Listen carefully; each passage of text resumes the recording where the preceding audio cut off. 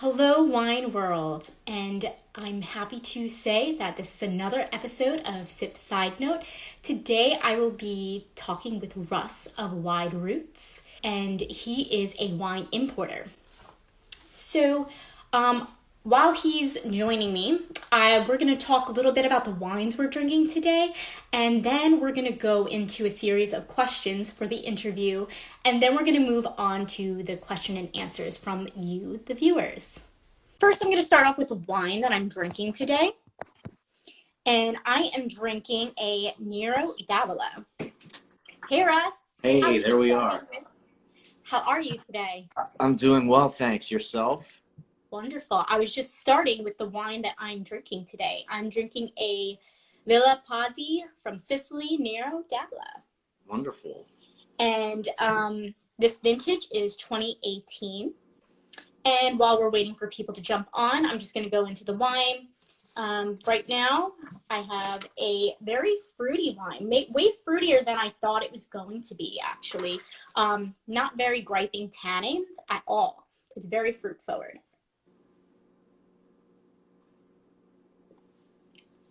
Yes. It's been sitting out for like an hour now. So I would give it a 3 out of 5. Cranberry forward, maybe some red raspberry. Tannins are on the lower side, so I would say like medium low tannins. And alcohol, I would say, is pretty well balanced for what it is.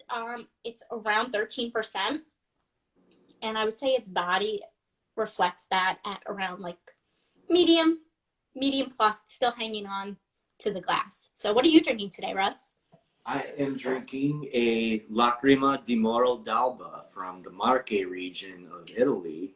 This is from a producer that I'm working with, actually, Luciani Lando. There's the label. Lacrima is a very special grape in the Marche region. It almost died out, and actually the Landi family was pretty instrumental in bringing it back a few generations ago. This is a very unique wine. It's unlike any. I can't describe it in terms of any other wine. Right. It's kind of hard to see here. It has a very distinctive purple hue to it, but this is a medium-bodied wine. The really defining character of a Lacrima is that it just has a burst of fresh cut violet on the nose, and it really makes it unique. It's medium acidity, medium alcohol, medium body. There are some versions that are aged in oak as well. Those tend to have a lot of complexity, but this is a really cool wine, and we're excited to be bringing it to the U.S. That's exciting. What would you rate it? I would rate this as a very good to outstanding on the WSET criteria. That's wonderful. And what would you pair it with?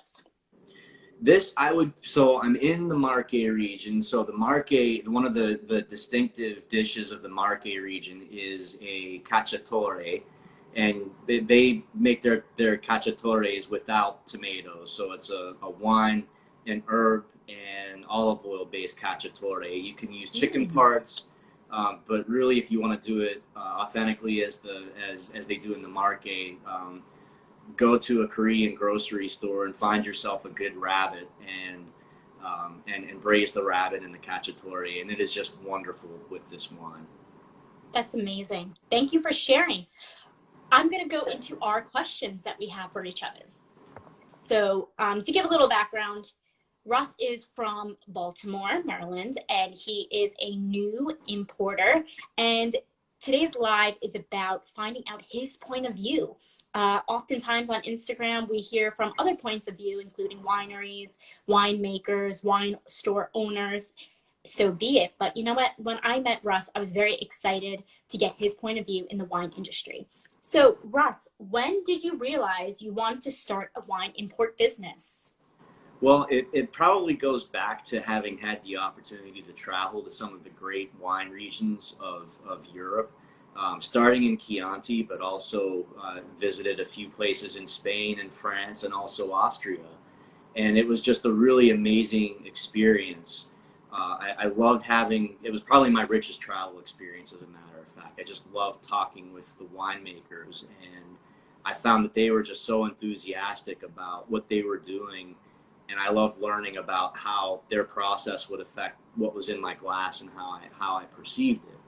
And so I'd been thinking for some years about something entrepreneurial in the wine space, mainly around decoding that wall of wine from Europe and trying to make sense of it that we all go through as Right. new wine consumers. And it can be kind of daunting, but there's a lot of good value there if you know what to look for. And I just thought a more approachable making it more approachable could open it up. And so I had the opportunity about 14 months ago. I'd been about 24 years in corporate America at that point, and I had the opportunity on the table. I started thinking about retail here in my neighborhood in South Baltimore. I got to the point of calling for space and realized that I wasn't all that excited about being in retail myself, and so I started thinking about other parts of the supply chain and mainly importing. If you've ever read Kermit Lynch's book on the wine trail in France, it's a great read. And Kermit Lynch is, in my wildest dreams, the importer that I would aspire to be. His wines are so good. You can see his name on the label. And that I over the course of the weekend, I downloaded a book on how to import wines. I built a business plan. I decided I could make it work, and then Monday morning I literally went to work and called my boss and told him I was resigning. Wow, that's inspirational. That that is like really unbelievable. I hope to one day make this a full-time thing as well. So the fact that you did it, I'm always inspired by people like yourself who make that jump from their previous career and go into wine. So thank you Thanks. for sharing that question. Sure, Um, thanks. we'll go to the next one. How did you choose your company name? So really came at it from a few different angles. One is again back to travel, and I've been to some other places in Europe and Asia as well.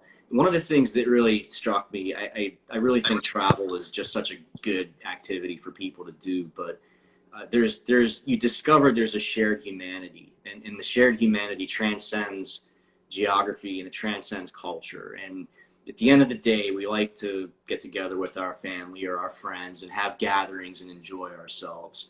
In a lot of places and for a lot of people, wine is at the center of that.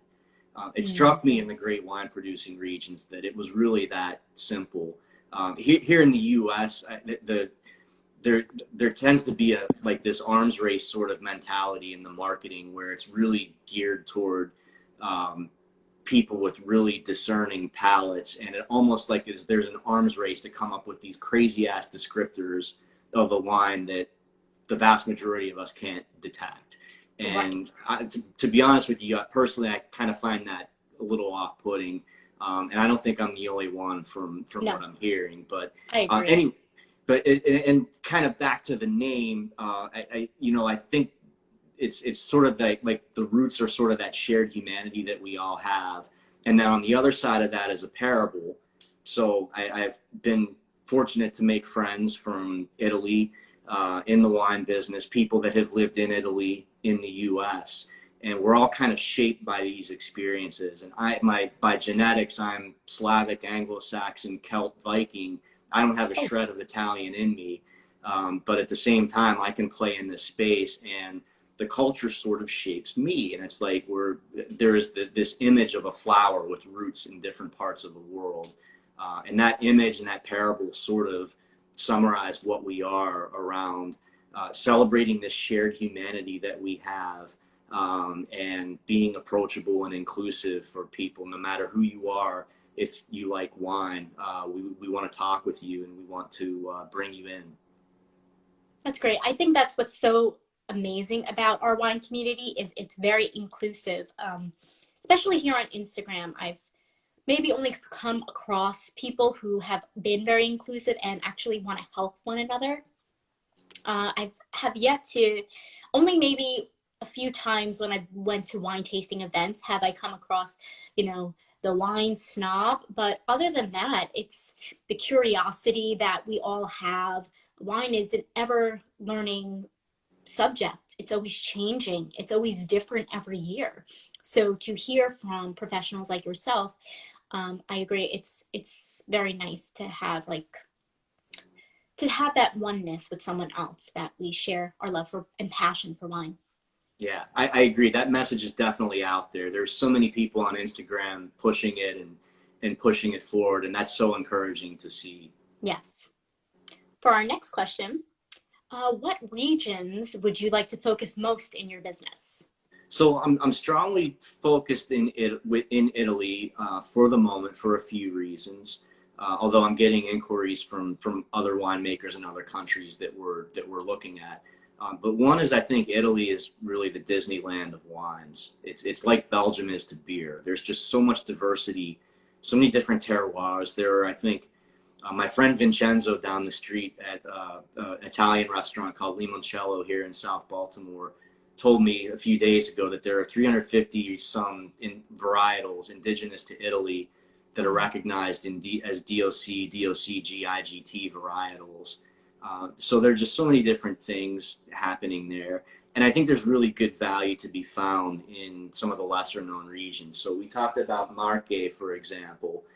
This producer, Luciano Landi, also makes a wonderful Verdicchio, um, and it's going to be very approachable. And it's a great value wine. It'll be at a great price point. But Marche is really up and coming. They're a great example. Same with Puglia. Sardinia is wonderful, and we're working with the Pala family there from Adaria Winery.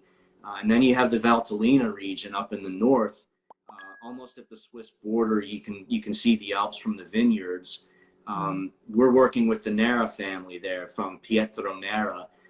They're a well-regarded historic family in the region. We're happy to be working with them. Not a lot of people know this is outside of Piemonte, but Nebbiolo is grown in the region. It's a different expression of Nebbiolo. It reflects the various terroirs of the Valtellina. And they make some really special ones too. They do some where they do partial drying of the grapes, similar to an Amarone, and you make these really powerful, intense Nebbiolo wines that are just wonderful. They're really special. That sounds great. You know what is so nice about you telling of your partnerships is there seems to be a story behind them. Just you speaking about the views of the Alps alone, it's just I'm just trying to imagine it and being there. And I think that's what's so nice about your part in the wine industry is you're bringing it to our country. So you forming these relationships with these winemakers and these families is just it's nice. I mean, as a consumer, I can't do that. I can only drink the wine and hope for that, but you are in direct connection with it, so it makes the wines that we taste that you're importing even more special. Thank you. That kind of validates a hypothesis that we have with respect to, I think these stories are really meaningful to consumers, and really when you taste these wines, I mean, this wine is a labor of somebody's love. It's Exactly. something that they take a lot of pride in making, and that doesn't mean we have to like every wine that we taste, but I think we should respect it certainly, and we're proud to tell those stories. We think people want to hear them, and Absolutely. and and we think that drinking a wine is an experience, and that can be a big part of it. Right. I completely agree. So, Russ, tell me, how do you choose your wines for your portfolio?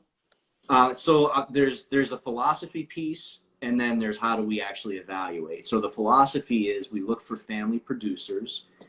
They're making what we call authentic products from their regions, and the simplest way to think about that is if I'm a winemaker in the Marche region, what would I drink with my daily meal, or what would be something that's just natural to make in my region. So what we call authentic products from the regions. They're traditional grapes.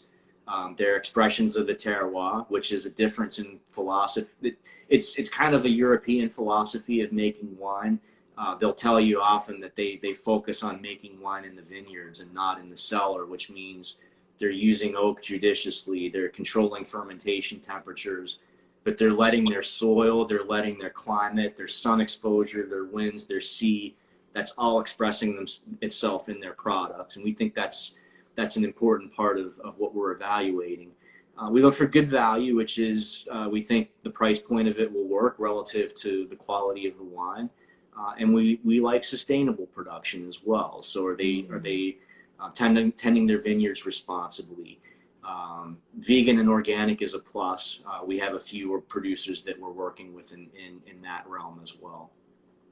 As far as actually evaluating it, let's assume we're not in a pandemic. I would travel to Italy and travel around and visit estates and meet with winemakers and taste their products. That was my plan on the 9th of March. And on the 8th of March, they locked down. And so that trip has been postponed indefinitely. However, in the meantime, I did manage to meet a few winemakers at an event in New York City. Also had met some through the internet. When I got my federal import permit granted back in May, I could then clear samples through U.S. Customs. And so I started having winemakers airship samples to me. We would meet and taste together over Zoom to appreciate the difference that is and the difference in the world that we're living in today.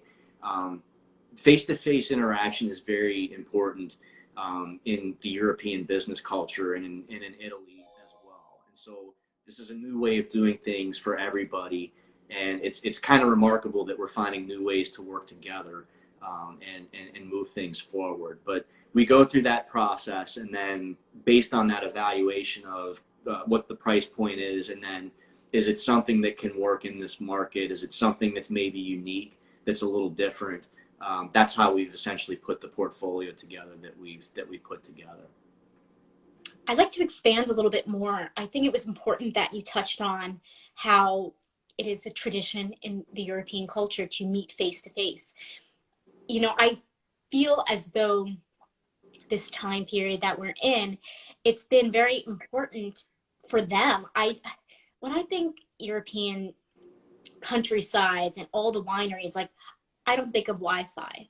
Like, so to see them try to keep up and continue to have their business growing, to have the connection virtually is so important. I attended one event that was virtual, and there was like a panel of French winemakers there, and it's just so interesting because I could tell they had to be out of their comfort zone, right?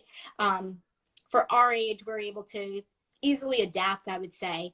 So I have to give all the winemakers and vineyards in your very, very high accolades for trying to what's the words I'm looking for? Trying to adapt quickly and efficiently to help with their sales and everything. So Yeah, I agree. I think it does push their comfort level, but I think in the situation that they're in, I think really makes that necessary. Unfortunately, but they are adapting, and it's fun to find ways to work together. And I look forward to those eventual visits when I can actually get there and raise a glass with them.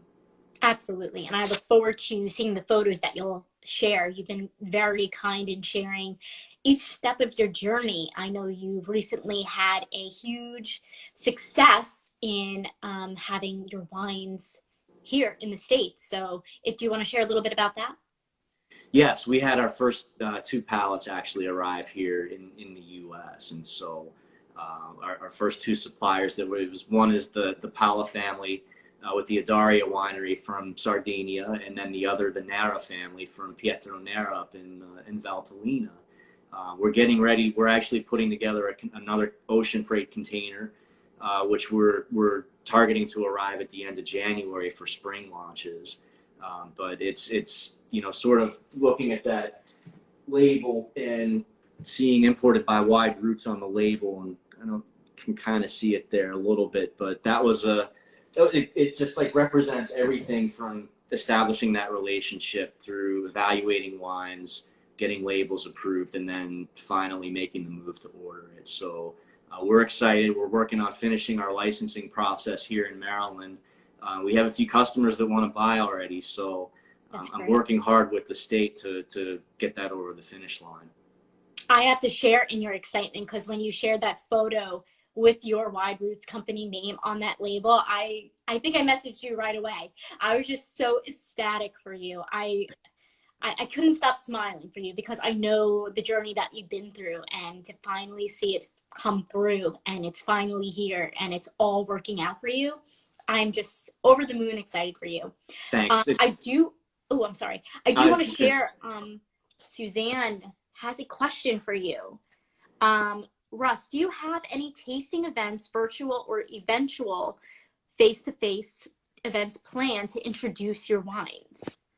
I think so. Suzanne is a friend. Hello, Suzanne. It's good to hear from you. Yeah, so I think the first event will be with that first sale, and I think that's sort of the eye on the prize that I have at the moment is getting licensed in the first sale. You'll know who the customer is, but we'll be doing something together, some kind of an event.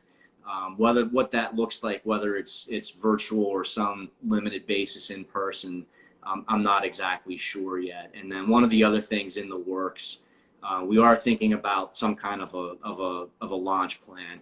I haven't put a time for that yet. I really because the timing with the licenses is seems to be always moving. So I'd rather get the license established, but definitely stay tuned. I think virtual tastings are going to be a big part of how we support our retail and restaurant partners. In my mind, getting a retail restaurant partner to buy from us isn't the end of the story. If that wine sits on their shelves and doesn't move, I'm not happy. So we're going to support our partners with things like virtual tastings, bringing these wines to consumers, being the face of the brands, so that we support that sale. So that's definitely a big part of our strategy. That's exciting. She also says she's excited, and it's awesome. For our next question, who do you find the most inspiring in the wine industry? So this question always starts with my friend and mentor Bernie Vogel. Bernie was in the wine industry for a long time. He now runs a bakery up in Westminster, Maryland. He's doing really well with it, and he just added a bottle shop recently to his bakery, and it's just I see him in his element. Bernie really it was key for me because he helped me discover that I had this palate for European wines. And I didn't know why at the time. I know a lot more now about why that is.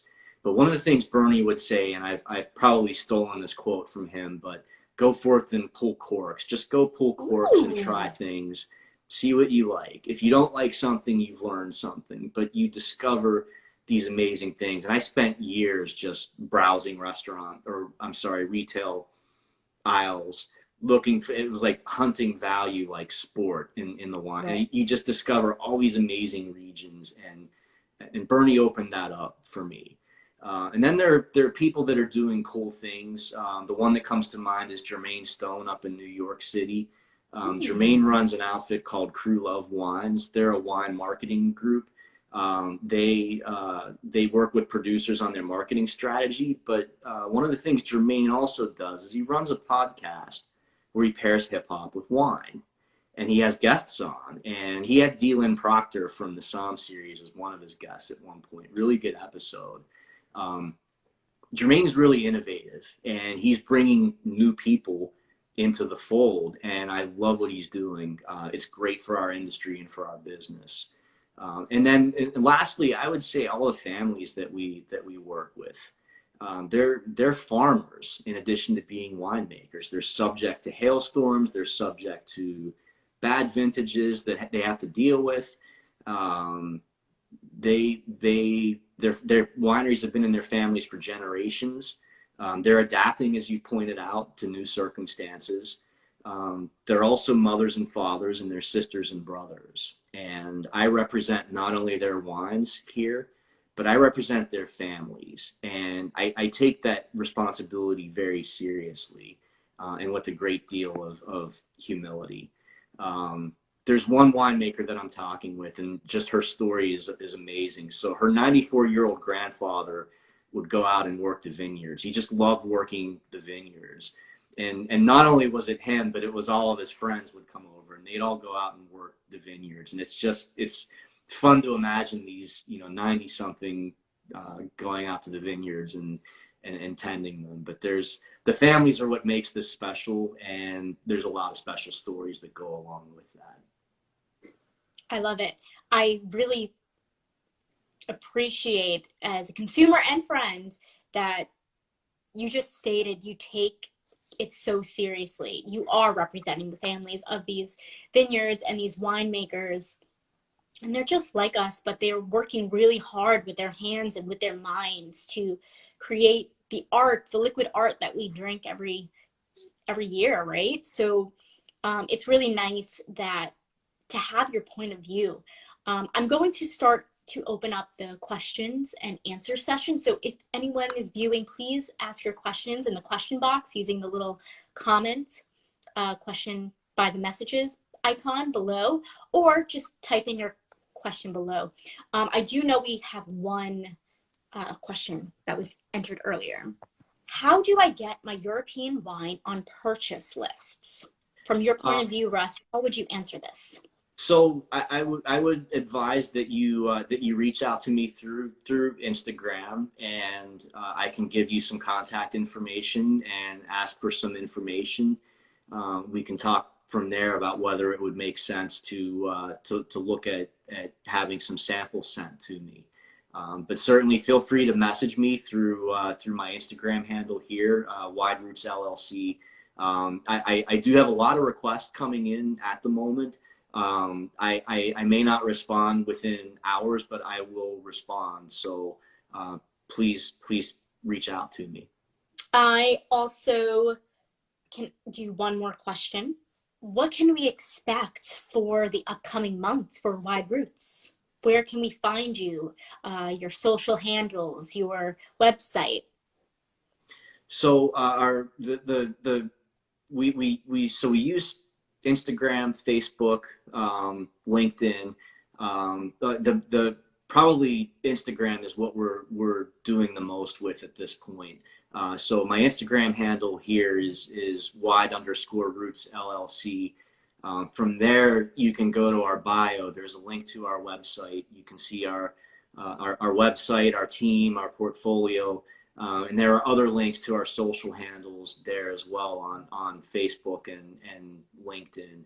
As far as plans for the upcoming months, we're going to be doing test marketing with the 2 pallets we've brought in as soon as that license is finished. And as I mentioned, I've got another container that we're putting together. So we'll have those wines in market looking around the end of January for spring launches. And then we'll be working with restaurant and retail partners here in the area. We'll be talking about that here, so please stay tuned as all of that comes together. I'm so excited for you. Russ, I want to thank you so much. For those who are going to be watching this on the replay, please feel free to comment below. Ask any questions. I will forward them to Russ, and he will answer them for you. I want to thank you all for joining. Russ, it's been a pleasure. I try to keep these lives within 30 minutes. And I'm going to be messaging you again, and we're going to have an interview in a few months to see where you've been, how it's been going the past few months, and I'm sure everything's going to work out fine, and I wish you nothing but the biggest success for you in the upcoming months. I look forward to it, and thanks everybody for joining. Really appreciate your interest in what we're doing, and Amy, really special thanks to you. I mean, you've been you've seen this from close to the beginning, and you've been so supportive all along, and I can't tell you how much that means. And how much I appreciate the opportunity to come on and talk about this with you today. So thank you. Oh, you're so welcome. You also very supportive from the beginning too. So we're going to keep in touch, and we're going to keep watching your stories and your posts for your upcoming journey. Sounds All right, good. I take look forward care. to it. All right. Bye, everybody. Have a great Ciao. day. Arrivederci. Ciao.